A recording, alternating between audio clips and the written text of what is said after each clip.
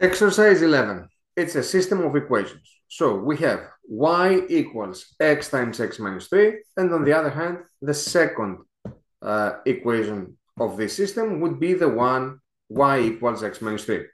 Remember that the easiest way for us to solve a system of any type of equations is through the Desmos. So that's what I'm going to do right now.